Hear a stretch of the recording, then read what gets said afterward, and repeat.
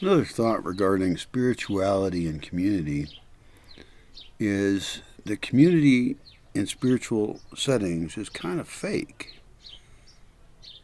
Those people are your friends because you believe in the same thing as them. But if you don't believe in the same thing, you're out. Now, a long time ago, I knew a guy who was Baha'i faith. And as far as faiths go, Baha'i faith is not the worst. They're not really violent. They're not going to knock on your door. I don't think they will. They seem like kind of, good stuff. You read about Baha'i faith, it sounds kind of nice. And this guy was a Baha'i faith guy for quite a while. But then he decided that just didn't fit with what his perception of reality was, that they believed some things he didn't believe. And I talked to him about this at a party at my house once. Really nice guy. And he was very sad because he lost his entire community. The entire group of people he thought were awesome people on his side and they were having a great life together, he lost them all because he no longer fit with the faith of that system. And it's a faith-based system. You have to believe in that particular spiritual delusion or you're out. And so he was out. And he was kind of emotionally suffering from being removed from his support system, his friendship, the people he thought cared for him. Because they didn't care for him if he didn't believe in the thing. You have to believe in the thing or you're a bad person now. Or at least you're not in the group. You're out of the group. And I feel for him, and I remember him every few years because he's a person I'm trying to serve. I would like him to have community and not have to believe things that are obviously not true. A lot of lonely people in the world. I'm one of them. A lot of lonely people who don't fit into some particular spiritual delusion.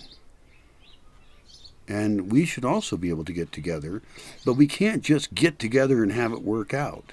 We still have to have things we believe that are shared in common. This is why spiritual communities last longer than others. That doesn't mean that people in them last longer. Sometimes people come and go quite a bit, which is a good sign because that means they're not trapped. They're not a very evil cult that's trapping people. But those should fall apart for legal reasons and a whole bunch of other reasons. They're just fucked up. But I forgot my point. But maybe we can do better, I guess. Where we can figure out and write down things that don't require faith to believe, that allow us to have, cohesive interpersonal interaction that serve us in ways that we as individuals like as well.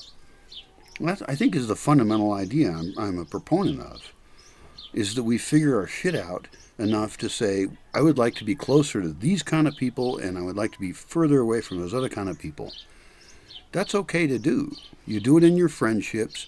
You do it in your relationships. There's like people you should hook up with and be in relationships with and not. There's people you should have kids with or not. We know that at that level. Well, let's expand that to the community level.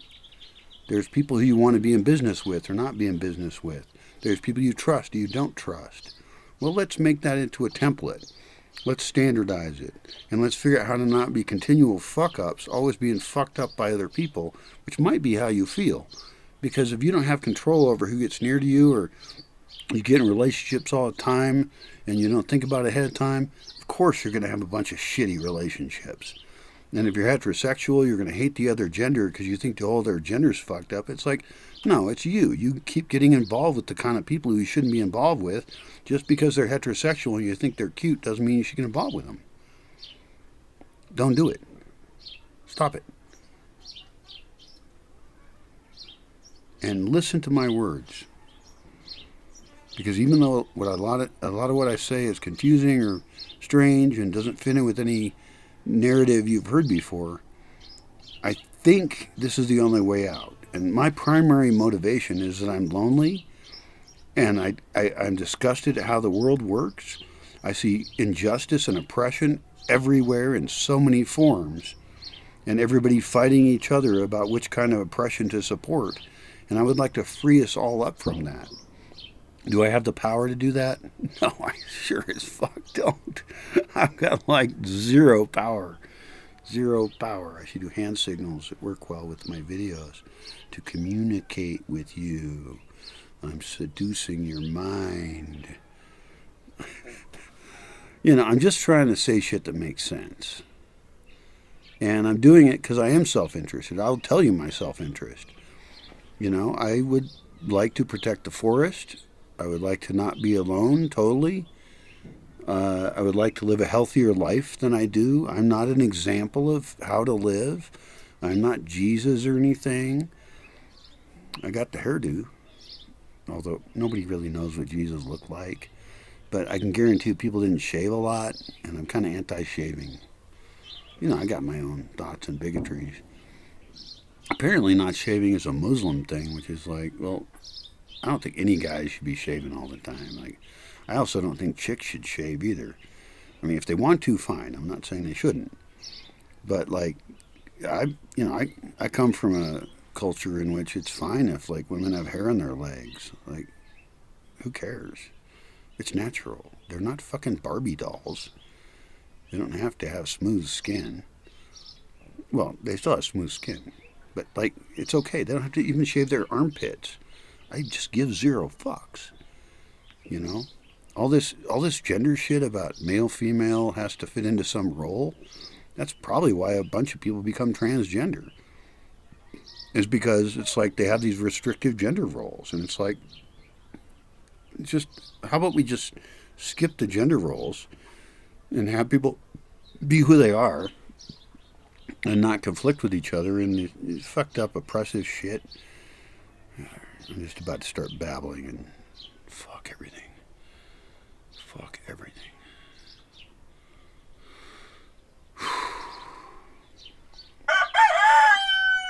And shut the fuck up. No, it's my fault because I'm here. It's the guy who puts it in the cage's fault that he puts it in the cage. And it's the rooster's fault for crowing, but it wouldn't crow that much if it wasn't in a cage. I've raised chickens before. Whatever. Good luck. I don't know what I'm fucking talking about.